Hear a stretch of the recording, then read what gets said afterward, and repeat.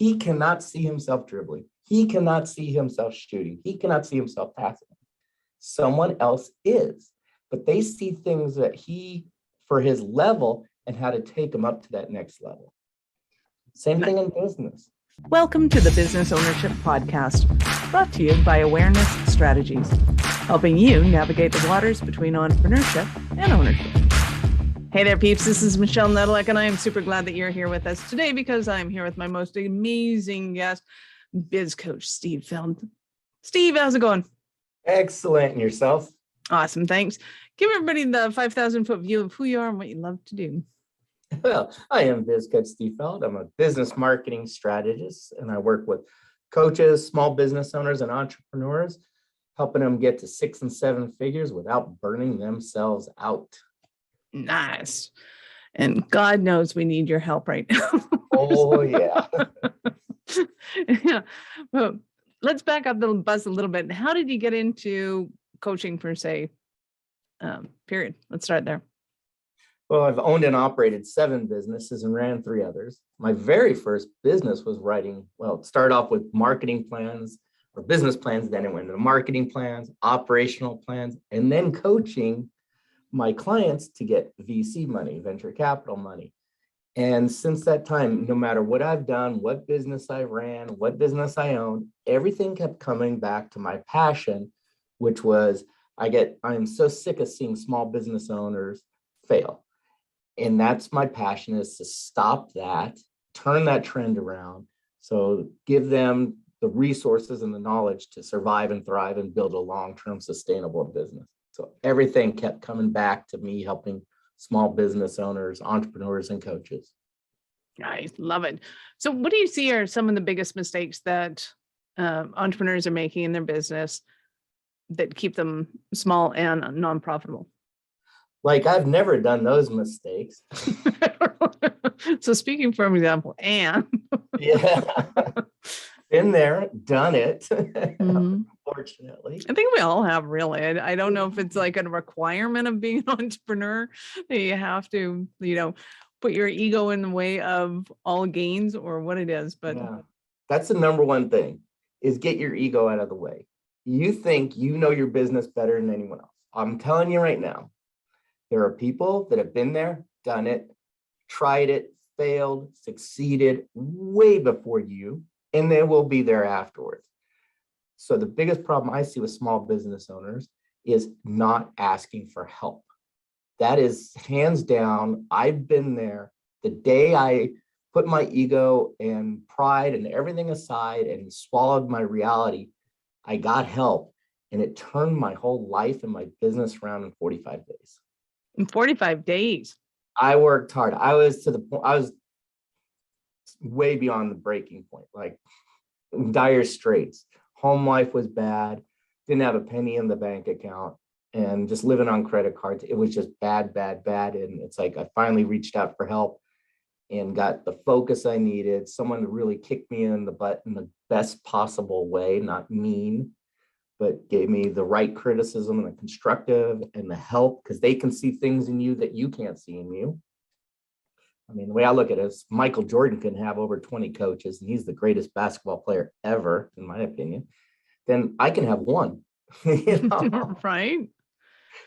Well, and I just have flashbacks to all the businesses that I ever ran that I didn't get coaching and I didn't get support in. And the biggest one that kind of ticks, well, actually there was like 5 of them. So there's a few that tick me off, because I was looking out into the market and going, okay, I don't like the way they do it. I don't want to do it the way they do it. I don't like that. Therefore, I'm going to do it my way. And I was like, well, that was kind of really, smart and dumb. It was, yes, you have some innovative ideas, and how do you get some support to be able to bring those innovative ideas to fruition so that you're not bringing innovation into a labored industry in a labored sort of way. Absolutely. And I mean, I've had a coach for God, I don't know how many years, even 2 coaches right now. They do different things in my life because they're experts in certain areas. I will not bring on a coach who has never owned and operated multiple businesses, period, because they don't know what it feels like. The same thing with me. It's like I've owned and operated 7, ran 3 others. Believe me, I know what a business owner is going to go through because I've been there. Waking up at 2 a.m. in a cold sweat, worrying how you're going to make payroll tomorrow. Been there. And so I get it. I won't hire someone who's a corporate coach because I'm not a corporation. I am the business. I have coaches underneath me. I have staff, still the business. Yeah, absolutely. One of the best analogies I ever heard was Formula One racers, that they have an entire crew of people that will watch the videos and they'll watch every aspect of, coming into the pit, changing the tires, going out, racing, going around that bend. And they have specialists in each kind of almost area of what's going on and how do we improve. And I think that was a turning point when I realized that coaches aren't there to blame you for what's gone wrong in your business. They're there to help you to succeed and get better. And talk to me about that whole notion, because I think it really stops a lot of entrepreneurs, especially when their business isn't going the way they want them to. It truly does. I mean, that's why if you look at any sport team, it doesn't matter what sport you love, you're going to see the head coach, and then you see a whole slew of coaches, and you don't know what the heck they're doing. They're all doing this many things. They're watching one thing out on the field, on the pitch, on the court, whatever it is. They're there helping the players. So they're focusing, just like that pit crew you're talking about. They each have a duty. But you know what? When you're in it and doing it, can you like pull yourself out and see yourself doing it? No.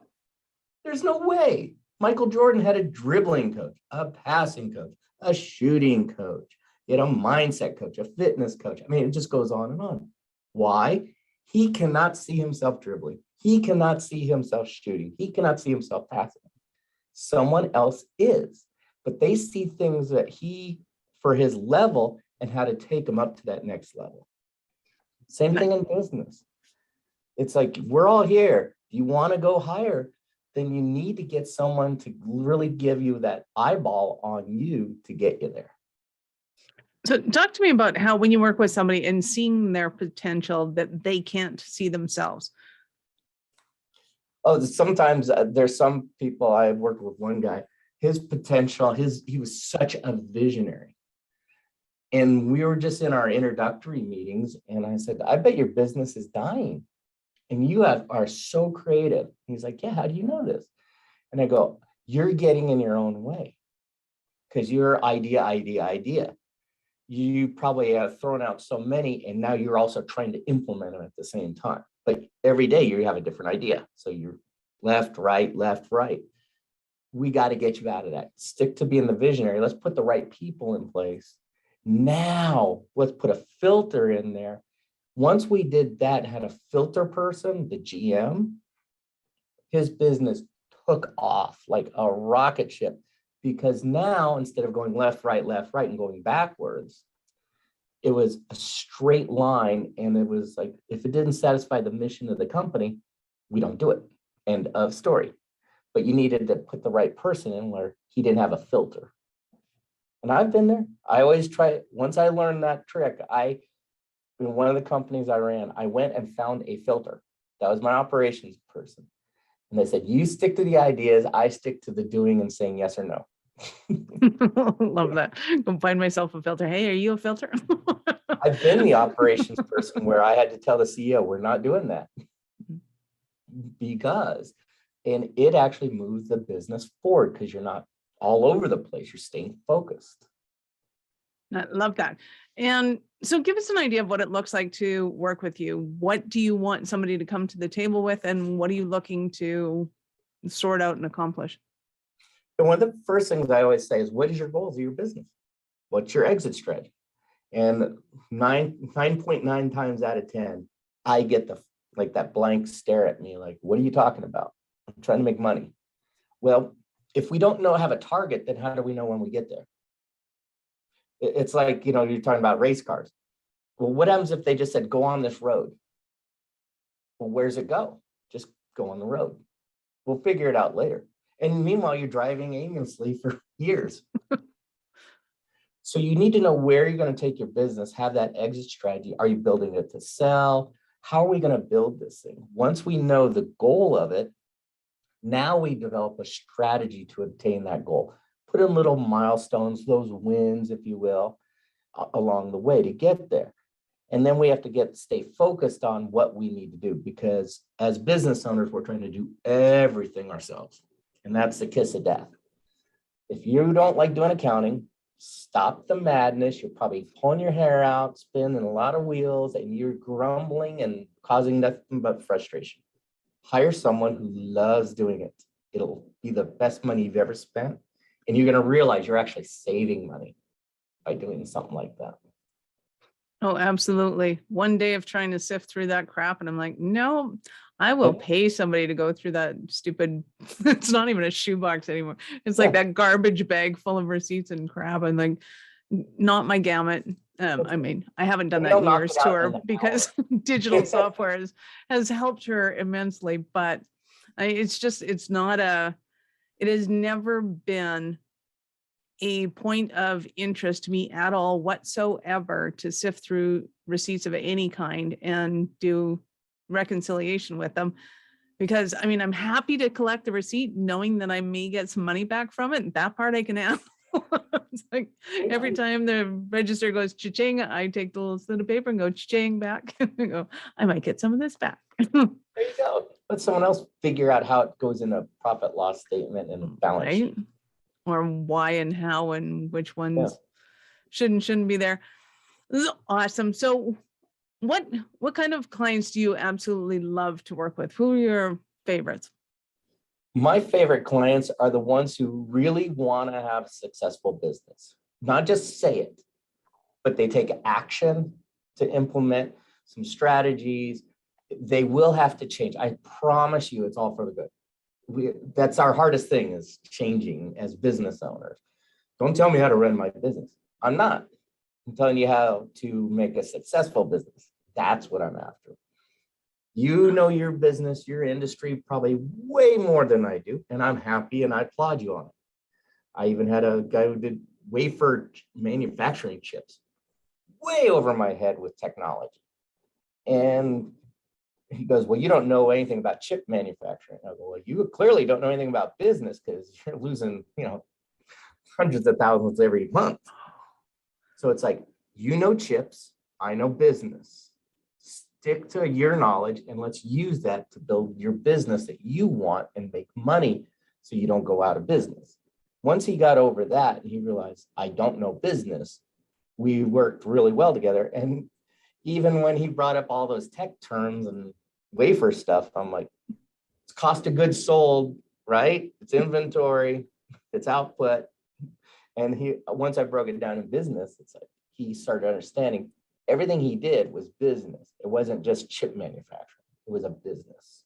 Nice. So, what's one of the biggest things that most people have resistance around in changing? The biggest thing is letting go.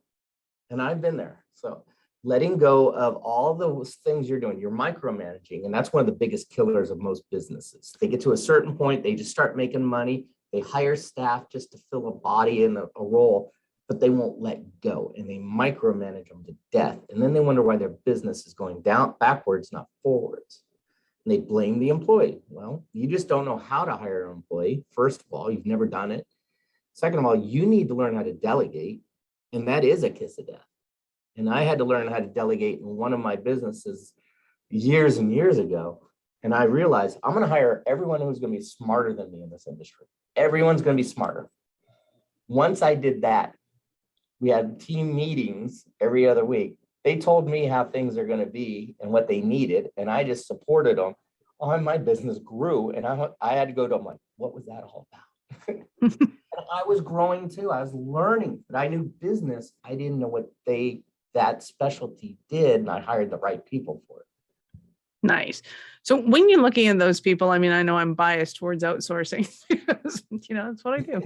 But let's look at hiring people, because I know a lot of entrepreneurs get freaked out and go, yes, but if I hire somebody better than me in this, that means I'm going to have to pay them more than I'm paying me, and I'm not paying me squat. So how do you get people to overcome that conundrum? Like, is that really true? Let's do some numbers. Let's do the math. In I've yet to find anyone who said, well, they're going to cost more. What they're trying to do then is like a small business owner maybe has 2 employees, is trying to hire a corporate person who's been in that role for like 40 years. Well, you're going for the farthest extreme that you shouldn't be going for. They're not a good fit for your business. So why are you using them as an example? Find the right people. Give you an example. I had a retail store. So, and it was custom picture framing. So I found people who were better designers, better framers, better artists than I was. Their input actually helped my business. Did it hurt me, affect me? No. I was thrilled. I learned so much from them, and they learned a lot from me because I'm doing my best to develop them. And my goal was in all my businesses, I tell my people, you're only going to work with me for about 2 years. And they freak out. I'm like, no, I'm going to do my best to help realize your goals to where you want to be in your life, your path. And let me help develop you because you're going to help me and my company. Nice. You got to find, there are the right people out there. You could do so many creative things with payroll and compensation nowadays. And a lot of business owners are stuck on that whole hourly thing. And it's like, guys. Right. Those days are so over. So over. I mean, you could still go back to them if you really wanted to, but the options are just so much more vast right now. Yeah. Awesome. So give us an example of a Cinderella story of one of the clients that's worked with you. Yeah. This one guy, he had a great business, the weirdest industry I've ever been in. I knew not this much about it. I can't even get my fist that zeroed. Nothing. And we started talking and he was losing $1 million a month. $1 million a month. Yeah. That hurts. Wait, it gets worse. Grossing 73 million a year. And you're losing $1 million a month. So he had his home was now part of the business. He had a second on the home that was now part of the business. He had the bank banging on the door every day regarding payments for the building he owns because he's behind a year of rent, of lease payments. He had every vendor now demanding cash for supplies. And it was just horrible. And the first thing we had to do was like get him out. But we started looking at his pricing. He's been in business 7.5 years and has not raised his prices a penny. And he was known as the cheapest in his market, cheapest, not inexpensive, cheapest. So I said, first thing we got to do, let's look at everything. He goes, I have the same ingredients as the top end, same production, same everything. Why are you the cheapest? So he raised his prices 40%, which was a little bit even on my heart took a jump. Wow, it sounds like government. Oh my gosh. So he lost, this is going to kill you, 0.0001% of sales. Wow. So I'll do the math with any business owner on how much you're going to think you're going to lose. You're going to be blown away. You will not lose business. You're going to lose such negligible. It's going to be better for you. So we tested it. And then the next 2 months later, he raised it another 25%. His business doubled. He was now known in the middle of the market, even with all that. Wow. 2 months later, another top of 25% increase. So he moved it up. Now he's the upper middle of the market, got out of debt, paid off everything in 7 months. Nice. Yeah. And it was just that one shift, but to get him to change the price was a hard shift. Once he realized that he was, he saw all the market surveys, he gets all that. And it's the simple little shifts. Then we started looking at his production and his costs and everything else. And it was an all-around effort. He brought in his team. It was a major shift in his business, but he was on this point of like ending everything. He had an ex-partner who was suing him. A whole night. I mean, it was like there was not one positive thing except you have a great business. I'm so glad that he got some help and improve when he did. That's Yeah. awesome. So talk to me about that increase in prices, because I know a lot of people get their, they have an issue with it. I say a lot of them with that. They have an issue with it because they think it's just, oh, I'm charging $1 now, so I'm going to charge $1.50. And sometimes that is the case because you're so far behind market norms that it just doesn't make sense not to. And peeps, don't ever try and compete with Walmart.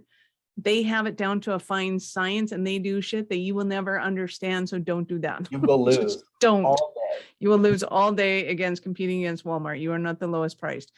So is it just as simple as taking my widget and, 1xing and 2xing and whatever, or is there a little bit more complexity to that whole solution?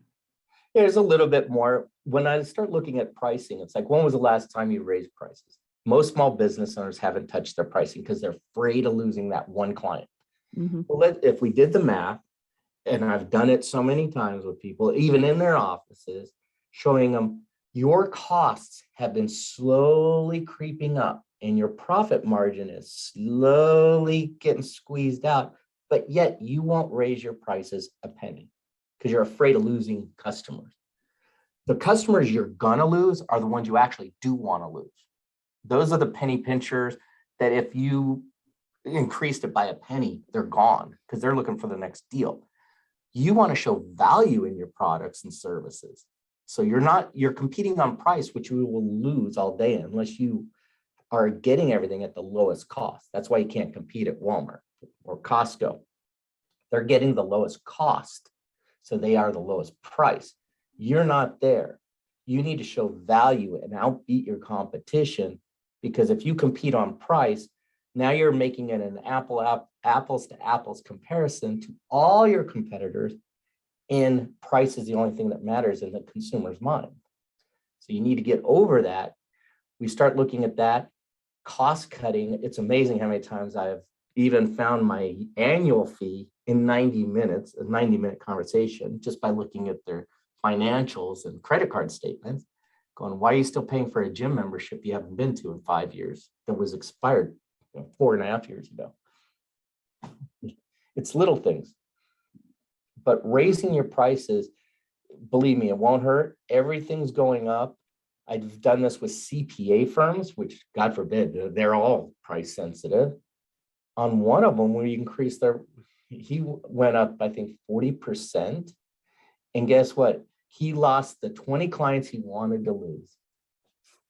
And he actually gained more clients because people saw him now as a competitor in the market, not cheap.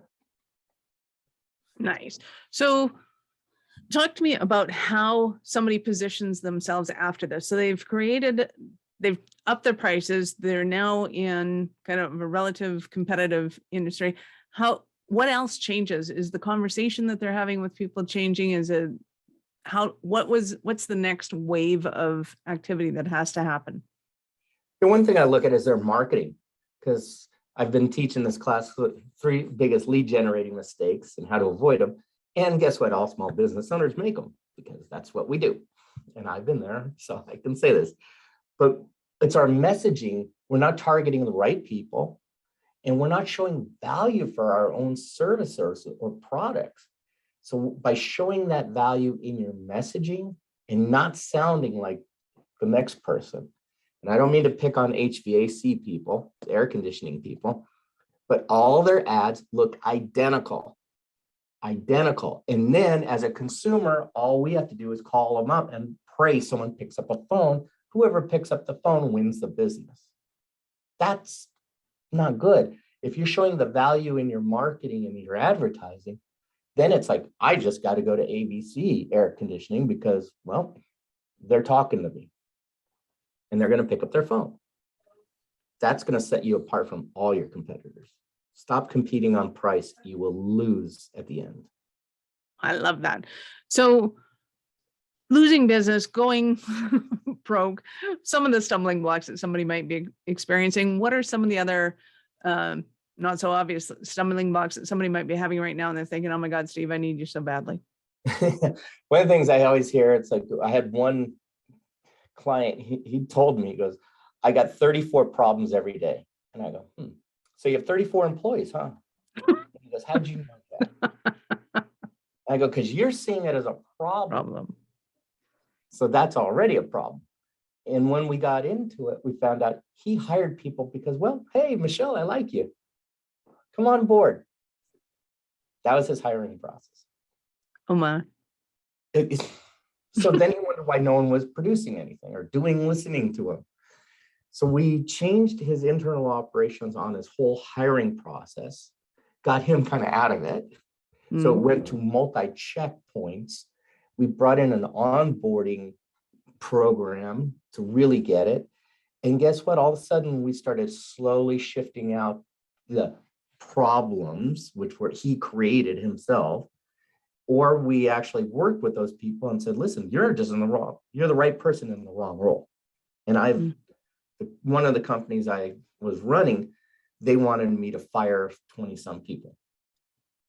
And I said, you always clean your house before I walk in, because otherwise I'm now the bad guy. And I said, I'm not going to do that. I'm not going to fire them. Let me interview them all. I'm going to interview them for their own role and see if that's right. 10 of them were in the wrong roles. They were hired at something else and they were forced to go over somewhere else. Well, they didn't have that knowledge or that skill set. And the other 10 are like, yeah, I had a buddy who just hired me and I finally got caught. So hiring, get the right people on your bus. It will help you. I swear. I can promise you this. Nice. Love that. So I know our listeners are going to want more from you. How did they start their journey with you? Yeah, I have my website is bizcoachsteve.com, B-I-Z, Coach Steve. And then they can always reach out to me. I'm just Steve at bizcoachsteve.com. I know, I make it real hard. But I'm on a lot of social media platforms, LinkedIn, you name it, Facebook, podcasts, everything. Awesome. Give us the name of your podcast. Biz Coach and Coffee. Hey. Got my coffee back there. And he's actually got his real coffee, like a whole brand of coffee, not just his personal cup of coffee. No, it's branded like coffee. Brand. Yes. I am an avid coffee drinker. Hey, something new about you. Awesome. So I have to ask you, at what point in life did you know you were special kind of crazy enough to think that you could become an entrepreneur? After work, well, I noticed I was always going into a job and no one managed me. And I couldn't figure out why. And then finally one day I asked, who was supposed to be managing me, why don't you do a performance review on me? You do it on everyone else. Why don't we have weekly meetings like you do on everyone else? And they're like, listen, we just tell you this is what we need done. And you just go and figure out how to do it. And we give you the tools and resources to do it. Because we know if we got in your way, you'd be gone in 2 seconds. And that person ended up being one of my mentors. So he recruited me to a brand new company where I was the 5th employee. Brand new company. I knew who the other 4 people above me were, and I believed in them. And they said, listen, you're going to create this whole new department. Well, what do you want it to look like? That's your problem. Just make us money. That was like my calling. Like, okay, it's my baby. And I just kept making them money and no one ever bothered me. And I started taking over like more and more of the job and no one bothered me. And I was like, this is getting weird. And then I started doing it with the vendors we were working with, going into their businesses and showing them how to do this. And then it was like, you know what? I'm tired of working for someone else. Why am I not doing this for myself? So I went and talked to my mentor. He's like, dude, no one's bothered you in 10 years. You've been your own boss for 10 years. You just get a paycheck from us. Right. And that's when I was like, see ya. Bye-bye. Yeah, there was 5,000 employees after when I left 10 years later. Wow. That's awesome. I love it. And what is one of the kind of funniest foibles you've ever made as an entrepreneur? Oh my gosh. You mean those oopses? Like, oh God, that so shouldn't have happened.